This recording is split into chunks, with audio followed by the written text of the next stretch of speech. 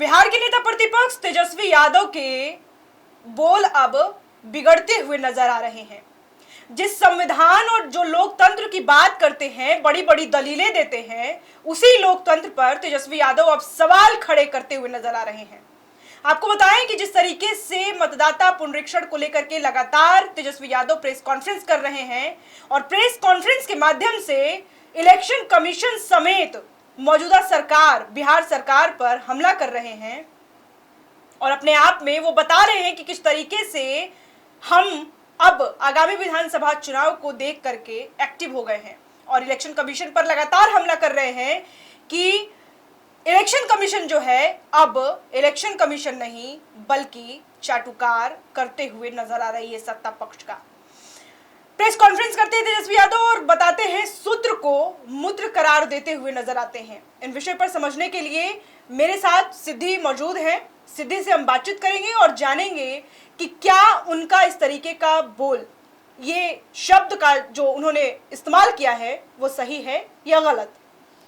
देखिए प्रिया, जैसा आपने बताया कि तेजस्वी यादव के शब्दों के चयन जो है वो बहुत ही ज्यादा निम्न स्तर पर जा चुके हैं। संविधान और लोकतंत्र का ख्याल तो रख ही नहीं सकते, बल्कि साफ तौर पे ये लोकतंत्र पे बहुत ही बड़ा सवाल है। साफ तौर पे तेजस्वी यादव ने अपने प्रेस कॉन्फ्रेंस में जब उनसे पत्रकारों ने ये पूछा कि इलेक्शन कमीशन जो है एसआईआर की प्रक्रिया, यानी कि वोटर में जो पुनरीक्षण का जो काम है, एसआईआर की प्रक्रियाओं में पता चल रहा है कि कई ऐसे बाहरी नाम, बाहरी लोगों के नाम, जैसे कि बांग्लादेशी, म्यांमार और नेपाली, इन लोगों के नाम आ रहे हैं इसी प्रक्रिया को समझने के लिए, ताकि बिहार के वासी ही बिहार में चुनाव का जो है लाभ उठा सके, बिहार में अपने मतदान दे सके। इन्हीं मुद्दों पर जब पत्रकार ने सवाल पूछा तो तेजस्वी यादव साफ तौर पे कहते हुए नजर आते हैं कि प्रेस नोट तो रिलीज नहीं कर रही है इलेक्शन कमीशन।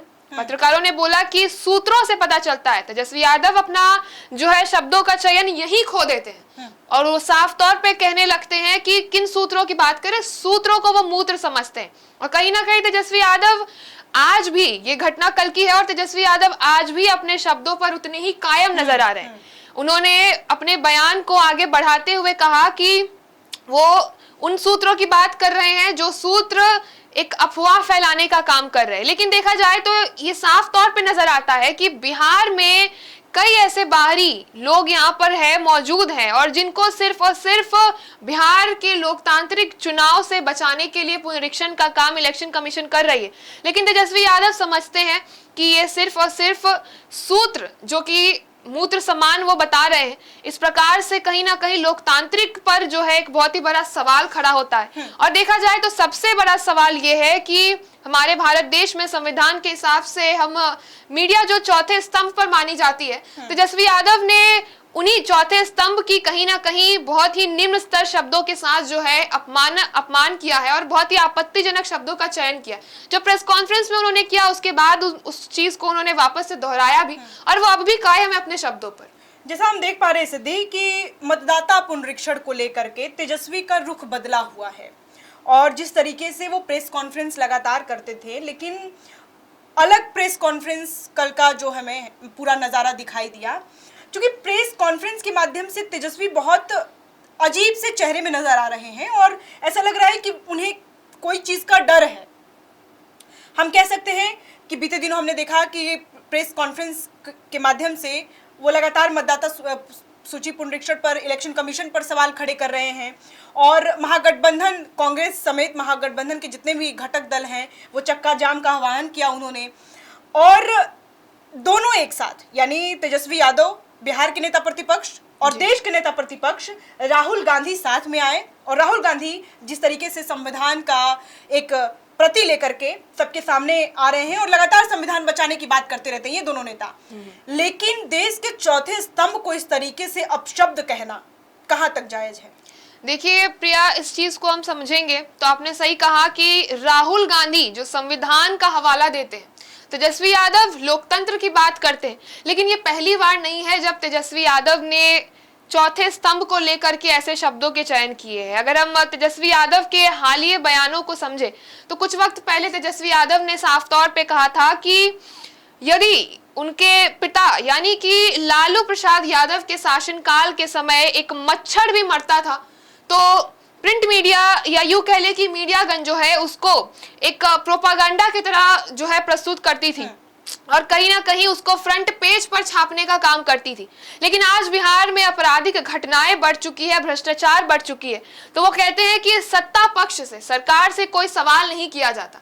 साफ तौर पर तेजस्वी यादव ये भी कहते हुए नजर आते हैं कि उनके समर्थकों को, मीडिया को जो है साफ तौर पे देखा जाए तो मीडिया को वो कमजोर आंकने की कोशिश करते हैं और अपने समर्थकों को ऐसा कहते हुए नजर आते हैं, जो कहीं ना कहीं ये दिखाता है कि तेजस्वी यादव चौथे स्तंभ की शक्ति को जो है बहुत ही निम्न स्तर पर ले जा रहे हैं। और इस तरीके के शब्दों का जो चयन है वो साफ तौर पे दिखाता है कि वो मीडिया को बहुत ही, या यूं कह ले कि चौथे स्तंभ को एक कमजोर आकलन में रखते हैं, कमजोर कड़ी समझ रहे हैं। और साफ तौर पे उनका लगातार कहना है कि सरकार से सवाल नहीं होती, जबकि सरकार से सवाल लगातार हो रही है, सरकार से भी सवाल हो रही है और आपराधिक घटनाएं बिहार में बढ़ती हुई नजर आ रही है। इसको लेकर के सत्ता पक्ष को भी घेरने का काम कर रहे हैं। लेकिन तेजस्वी यादव कहीं ना कहीं जो है इस हालिया अपने उनके बयानों को समझा जाए तो तेजस्वी यादव लगातार इस चीज को जो है बहुत ही मजबूती से रख रहे हैं, जो कहीं ना कहीं ये दिखाता है कि आगे चल के अगर ये बिहार के भविष्य बनते हैं तो क्या कुछ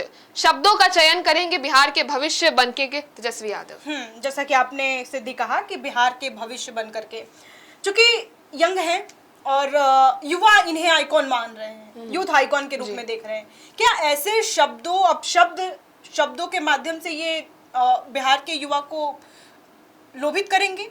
देखिए प्रिया, साफ तौर पे बिहार में हम भूल नहीं सकते विधानसभा चुनाव है और चुनावी साल में तेजस्वी यादव नेता प्रतिपक्ष, पूर्व डिप्टी सीएम रहे हैं और मुख्यमंत्री बनने की जो है उनकी लालसा है। चाहते हैं कि महागठबंधन की सरकार बने, यूथ आइकॉन अपने आप को रिप्रेजेंट भी करते हैं। देखा जाए तो युवा जो है तेजस्वी यादव से कहीं ना कहीं एक जुड़ाव रखते हैं, इंस्पायर हो रहे हैं। सही कहा आपने, इंस्पायर हो रहे हैं। लेकिन तेजस्वी यादव एक तरफ मुद्दे की बात करते हैं, जब बिहार में पलायन रोको की बात करते हैं, बिहार में रोजगार की बात करते हैं, बिहार में आपराधिक घटनाओं की बात करते हैं, डोमिसाइल नीति की बात करते हैं, तो तेजस्वी यादव उन यूथ के लिए, उन आइकॉन्स जिनके लिए वो आइकॉन है, उनके लिए वो कहीं ना कहीं जो है उनके लीडर के तौर पे नजर आते हैं। लेकिन इन शब्दों के चयन से साफ तौर पे तेजस्वी यादव मुख्यमंत्री बनने के रास्ते को और भी ज्यादा कठिन कर सकते हैं, क्योंकि बिहार के युवा इस बात को समझेगी कि इतने निम्न स्तर की बातें, देखा जाए तो तेजस्वी यादव ने कुछ समय पहले प्रधानमंत्री नरेंद्र मोदी को लेकर के भी अपने कुछ ऐसे शब्दों का उपयोग किया था जो कहीं ना कहीं बहुत ही ज्यादा आपत्तिजनक था और बहुत ही ज्यादा अपमानित बताया जा रहा था। ठीक उसी तरह जी पॉकेट मार शब्द का उन्होंने उपयोग किया। ठीक उसी तरह अब जाकर के चौथे स्तंभ पर सवाल खड़े कर रहे हैं और चौथे स्तंभ को इस प्रकार से वो बता रहे हैं और इस चीज पर वो आज भी कायम है, जो कहीं ना कहीं दिखाता है कि इस प्रकार का यूथ आइकॉन शायद बिहार को जो है स्वीकार होगा या नहीं, ये बहुत बड़ा सवाल खड़ा हो जाता है। देखिए, जिस तरीके से कांग्रेस के शासनकाल में देश में आपातकाल लगाया गया, जिसको लेकर के जो मीडिया पर है अंकुश लगाया गया, प्रतिबंध लगाया गया, उसी कांग्रेस नेता के साथ, राहुल गांधी के साथ तेजस्वी यादव संविधान बचाने की बात कर रहे हैं, लोकतंत्र बचाने की बात कर रहे हैं और अब प्रेस कॉन्फ्रेंस के माध्यम से देश के चौथे स्तंभ को वो इस तरीके का अपशब्द कहते हुए नजर आ रहे हैं। क्या कहेंगे? जी देखिए, इंदिरा गांधी का समय काल था, हम भूल नहीं सकते हैं, इमरजेंसी का दौर था, लोकतंत्र पे हमला और लोकतंत्र का काला अध्याय बताया जाता था।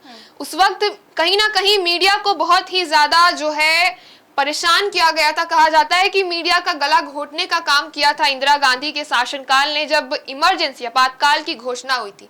आज वही विडंबना देखिए कि उन्हीं कांग्रेस के साथ तेजस्वी यादव गठबंधन में है और चुनाव भी लड़ने जा रहे हैं और वो एक तरफ कांग्रेस जो संविधान की बात करती है, जिसने कभी संविधान को समझा नहीं इंदिरा गांधी के समय में, और तेजस्वी यादव जो लोकतंत्र की बात करते हैं, जो लगातार लोकतंत्र पर हमलावर होते हुए नजर आ रहे हैं और कहीं ना कहीं इसमें वो सत्ता पक्ष को भी घेर रहे हैं। आज ही तेजस्वी यादव ने अपने एक बयान में ये भी बोल दिया कि बीजेपी के जो साफ तौर पे उन्होंने कहा कि बीजेपी के जो बाबा है, जो बीजेपी के बाबा और साधु गण है, वो कहते हैं कि मूत्र पीना चाहिए, तो मीडिया को या किसी को भी उससे आपत्ति नहीं होती है।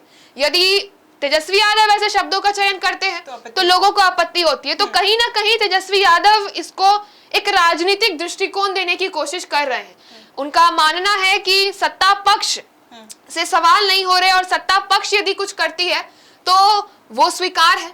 विपक्ष की बातों को सही मायने में नहीं रखा जाता, लेकिन कहीं ना कहीं तेजस्वी यादव को यह समझना होगा कि लोकतंत्र पर हमला करेंगे तो उनके लिए ही खतरा हो सकता है। आने वाले समय में विधानसभा चुनाव है और बयानबाजी का सिलसिला जो है महागठबंधन की तरफ से बढ़ता हुआ नजर आ रहा है और अपने शब्दों के चयन पर तेजस्वी यादव संयम खो रहे हैं। कहीं ना कहीं पहले पॉकेट मार और अब चौथे स्तंभ को लेकर के ऐसे शब्दों का प्रयोग शायद महागठबंधन में उनके लिए भारी पड़ सकता है। बहुत शुक्रिया सिद्धि।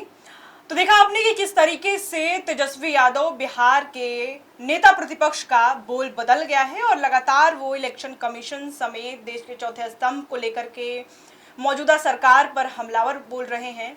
और अब उन्होंने जिस तरीके के शब्द का इस्तेमाल किया है वो अपने आप में सबसे बड़ा उन्हीं के ऊपर प्रश्न खड़ा कर रहा है कि किस तरीके का शब्द प्रयोग कर रहे हैं तेजस्वी यादव। क्या सच में उनके बोल बदल गए हैं या फिर जानबूझ करके ऐसे अपशब्द का प्रयोग कर रहे हैं तेजस्वी यादव।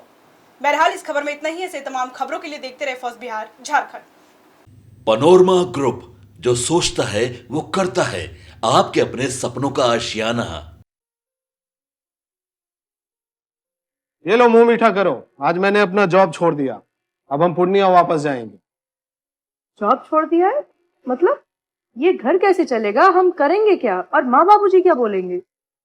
इसलिए मैं एक और मिठाई का डब्बा लाया। अपने बिजनेस के लिए लोन अप्रूव हो गया। अरे लोन अप्रूव हो गया वो तो ठीक है, लेकिन पूर्णिया में हम रहेंगे कहाँ? अपना घर भी तो नहीं है वहाँ। इसलिए तो एक और मिठाई का डब्बा अलग से लाया हूँ। हमने पूर्णिया में घर ले लिया है, पूर्णिया के ई होम्स पैनोरमा में। पूर्णिया में पैनोरमा ग्रुप लेकर आए हैं ई होम्स पैनोरमा। बड़ा घर, आलीशान जिंदगी और अत्याधुनिक सुविधाओं के संग। अरे अरे, अब क्यों मुंह मीठा करवा रही हो? क्योंकि हम घर वापसी जो कर रहे हैं। घर वापसी की खुशी पूर्णिया में ई होम्स पैनोरमा के संग। ई Homes Panorama, luxurious lifestyle redefined.